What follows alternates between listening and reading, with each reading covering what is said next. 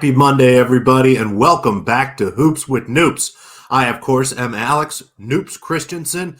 I'm here every Monday and Friday in video and written Monday, Tuesday, Thursday, and Friday as well. Thanks to the folks at FTN Bets. Really appreciate being part of the team. And one of the best parts about working for FTN is I get to use all this stuff for free. So take a look at the little ticker down there. You get a discount. There's a lot of great tools. You'll hear me talk about them a lot, but check it out. It's really fantastic. We've got 4 NBA games tonight, and it is an NBA in-season tournament night, which so far it's been pretty good. These games have been really interesting, and we've only had 16 of them, but I thought I'd start with a few trends, a few things I've noticed so far in these games that indicate to me that maybe so far teams are taking this a little more seriously, are paying more attention to this opportunity. And what I've noticed so far, a couple things. Overs have done pretty well so far in these games. Again, only 16 of them, but overs are 10-6 in those games, and second half overs are 9-7.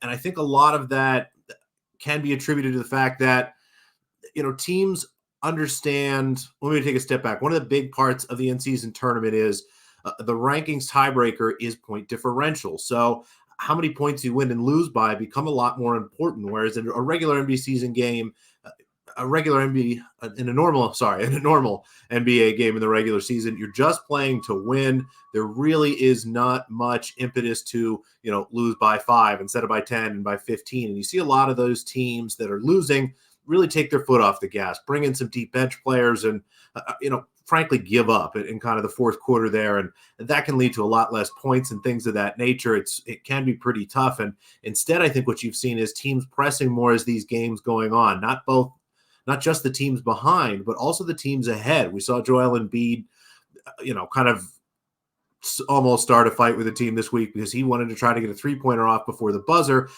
as an attempt to get 3 more points of point differential for the Sixers. So these guys are taking this a little more seriously, and I think keep an eye on overs there.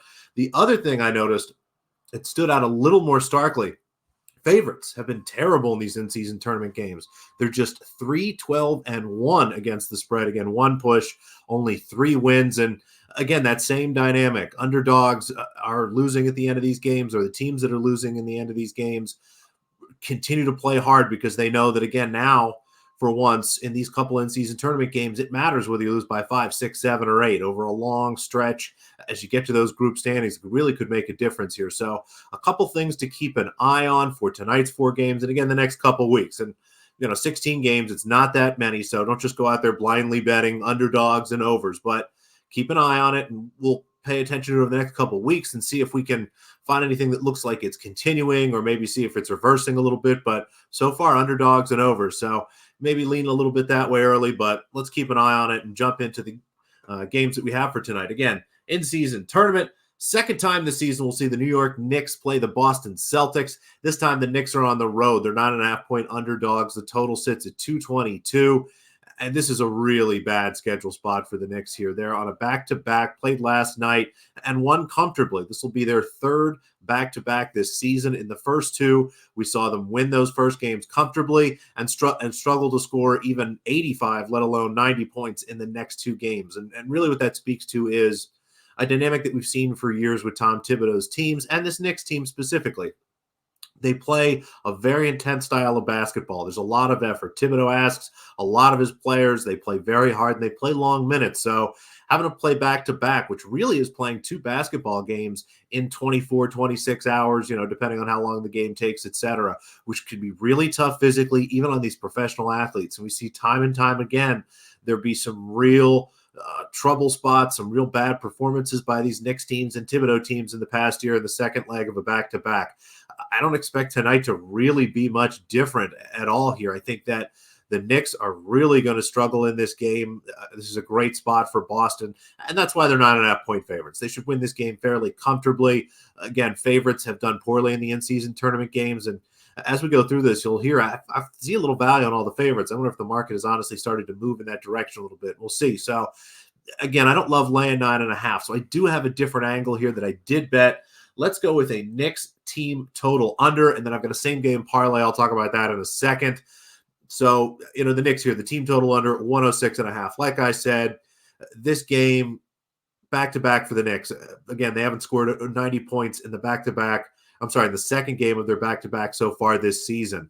Again, I'm not expecting them to score, 87, 85 points, but 106 seems like a lot, especially given the way I see the flow of this game. Knicks Celtics game tend to go under. These are division opponents. They play each other 4 times a year, generally pretty much the same teams over the last couple seasons. So I expect this to be a tight game. I expect the Celtics to be in control, and they're not a team that really pushes the pace when they're up by a lot, especially in some of these spots. So I think that there's a great combination of opportunity here for the Celtics to win by a lot, but for this game also to go under. And again, the first way I'm going to attack it is that Knicks team total under 106.5. I have that at 104. So a pretty decent edge here on a team total, 2.5 points, and might even play some alt unders. I'm not sure yet. Make sure you check out the FTN Discord. There's an NBA plays chat in there. I'll dump anything in there. It might be kind of half a unit on maybe like under 99.5, but we'll see. The same game parlay here. Like I talked about, there's a great opportunity for the Celtics team to win by a lot. And a lot of times when you see a blowout, you often see an over. You need a lot of points you need to score a lot of points, frankly, to win by 15, to win by 20 points and stuff like that. But the way I expect this game to go and the way I'm expecting the Knicks offense to be limited here, I think there's an opportunity in putting together a Celtics alt spread here with an alternate under. This is something that a lot of those same game parlay tools look at as thinking of them as not correlated. So you don't kind of get whacked as much as you normally would on some of that stuff. So Celtics minus 14.5. You can put that in the same game parlay with under 215.5 from our friends at DraftKings. So pull up the page there, click that same game parlay button, and you should be able to do that. No problem there. Just a half unit play for me. Again, the price here, plus 525. I think honestly anything plus 450 or better is worth betting.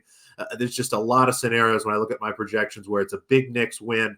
I'm sorry, a big Celtics win and not too many points. So we'll put the two of them together. Again, we'll take a Knicks team total under in this game and that same game parlay. Next game up here, the Washington Wizards. The Raptors here, another big favorite at home.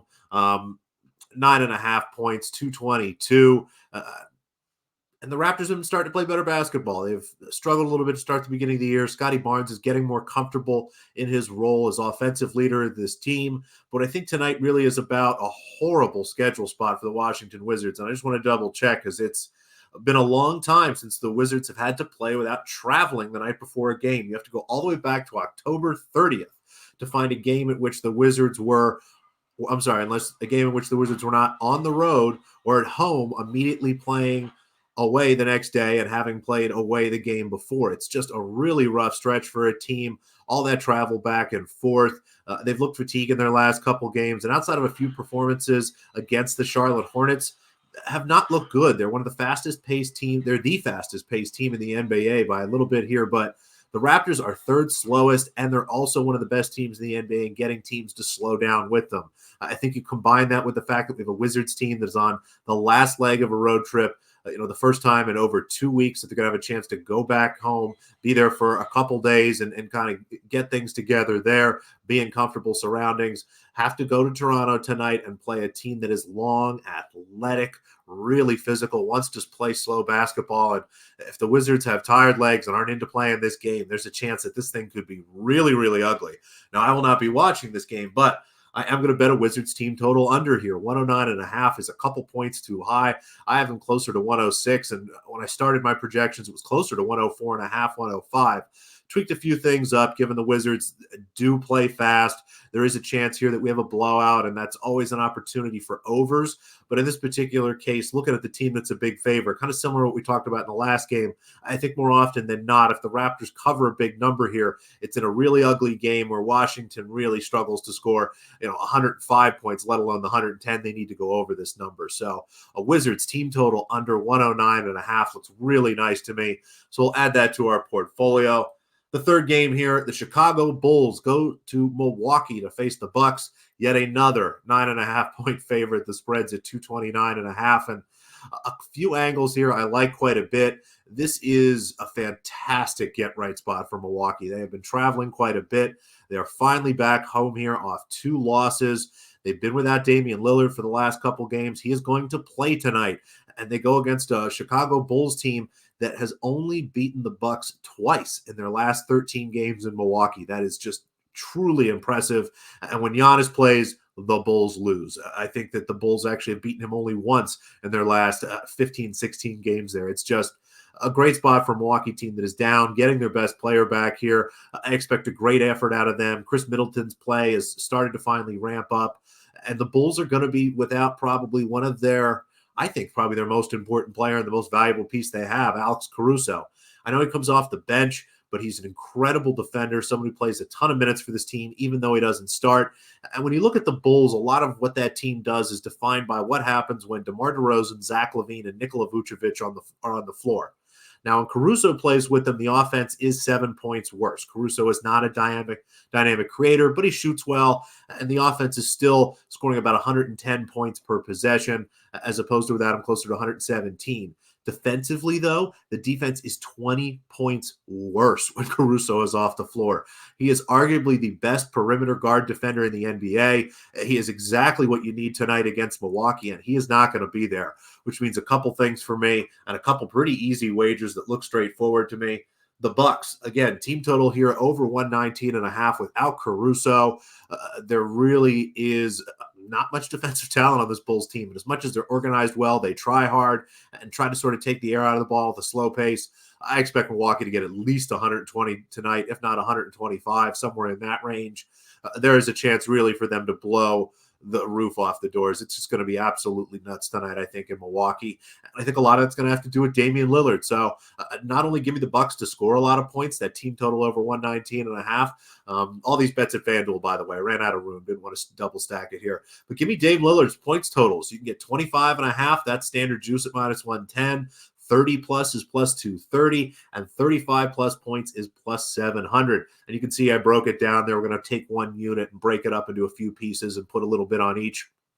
Basically, if he scores 25, we break even. If he gets to 30, 35, things look really nice for us. And he's back. He's been resting his calf. He looks pretty good. He's been shoot around the last couple of days. I expect just a fantastic game from him against a team in Chicago that, again, without Caruso, does not really have anybody to slow him down. Maybe Javon Carter will, give him a little bit of trouble in some minutes, but this Bucks team has really struggled. This Bulls team has really struggled historically against the Bucks, against really good guards when Caruso is out. Everything is adding up to a nice big Milwaukee win tonight. A lot of points scored by them, and a lot of them by Damian Lillard. So 25 plus for Dame, 30 plus for Dame, 35 plus for Dame. You can see the splits down there below. And then a Bucks team total over 119.5 as well. Should be a great night for fans in Milwaukee. Fourth and final game here. We finally have one that's lined a little bit close. The Sacramento Kings are 3-point underdogs at home with a total of 221. The Kings have really been a mercurial team these last couple games without De'Aaron Fox. Fox really drives a lot of efficiency and pace in that offense and allows a lot of more freedom for Sabonis. And what we saw without him was against Houston, a team with, not a lot of great defensive pieces, but guys like Jabari Smith and Dylan Brooks, longer, more physical athletes that they can throw at Sabonis, kept Sabonis, that is, from creating assists, creating opportunities for his teammates, which really stifled that offense. They didn't score 100 points in either of those games. Came back here in the last couple games. Sabonis has been great, averaging 11 or 12 assists in those last two games. You can see the points go up for Sacramento. They're scoring over 110 a game in those last two, and that really is what drives a lot of success for them without Fox. Fox is doubtful tonight. I believe he might go through shoot around. We'll see. Looks like he's going to be out tonight, which is really great for this Cavaliers team because they match up even better than that Houston team did, and they know what to do. Evan Mobley and Jarrett Allen, two of the best long, athletic, big men defenders. They are just going to torture Sabonis tonight. I think that it's going to make things really difficult for them, which leads me to a couple things. First and foremost, give me the Cleveland Cavaliers tonight. 3 points. I have this closer to 5.5, 6 points, especially if Fox is out. If Fox is in, it's a little bit closer. I have about a 4-point favorite. I still think the matchup favors Cleveland, but it's going to be a little bit tougher for them. But 3 points looks really nice to me. Again, this Cavaliers team matches up nicely, and they also have got Garland and Mitchell now. You can see the difference. When Garland's back, it makes things much easier for Mitchell, much easier for everyone else. This Cavaliers team really peaking finally now with all their starters healthy and playing well together, and I see no reason for that to happen tonight. Davion Mitchell's a great perimeter defender, but there's only one Davion Mitchell, which means whichever one of Donovan Mitchell or Darius Garland is not being guarded by Davion Mitchell, is going to be doing very well tonight. So like this quite a bit for the Cavaliers -3. And then the team total under 109.5. Again, pretty simple here. Without De'Aaron Fox, it all comes down to what Sabonis can do.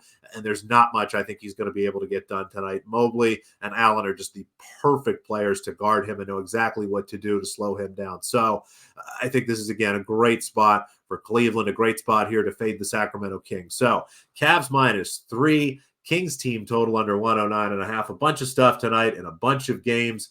Again, you can find all my picks at the FTN site. They're listed there under FTN picks. And, of course, always in the Discord. So if I add anything, you'll be able to get it there. So quick recap, though. In Knicks-Celtics, give me a Knicks team total under 106.5. And then a same-game parlay, this one just for half a unit. Celtics -14.5 combined with under 215.5. That's an alt spread and an alt total while you're poking around at DraftKings. Wizards, team total under 109.5. That's in their game in Toronto. Really tough spot for them. I might even add a little bit of an alt here, but for now, under 109.5 looks really nice. In the Bucks game, a lot of points for Milwaukee tonight. Give me Bucks team total over 119.5, and then Damian Lillard points 25 plus, 30 plus, 35 plus, and you can see how I split up a unit there. And then finally, in the Cavaliers-Sacramento Kings game, Cavaliers -3 and a Kings team total under 109.5. That's it, everybody. Thanks again so much for watching. Please give us a thumbs up, leave a comment down below, and make sure you're subscribed to this channel to not only get every edition of Hoops with Noops, but all the other great stuff that FTN has. I'll be back on video on Friday, again in the written word tomorrow. Hope you really enjoyed it. Again, let us know what we could be doing better. We appreciate all the interactions. Thanks so much for watching, and best of luck until next time.